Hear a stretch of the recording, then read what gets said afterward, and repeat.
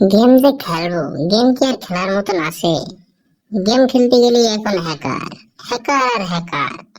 এই শালাকে জন্ম যে কিডা দিল, এটা কিডা হবে? মানে গেমটার মূলত একটা কারণ, সব রোল প্লেয়ার গেম ছেড়ে দেওয়ার কারণই হচ্ছে একটা, সেটা হচ্ছে যে ফ্রি ফায়ার গেমে হ্যাকার।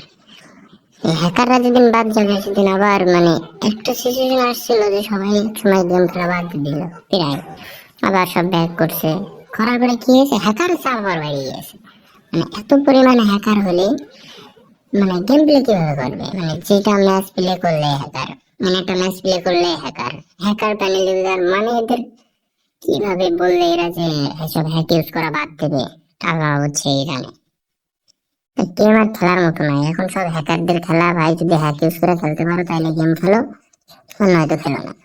ওই জাস্ট এখন সব পাবজি মোবাইল শিফট করছে। আমি ভাবছি পাবজি মোবাইলে শিফট করবো এই 26 সাল থেকে। আজকের দিনটা আছে, আজকের দিনটা ফ্রি ফায়ারটা খেলে একবারে চিরতরে বিদায় নেবো ফ্রি ফায়ার থেকে। ফ্রি ফায়ার আর খেলবো না, ফ্রি ফায়ার বাদে পাবজি ঠিক আছে।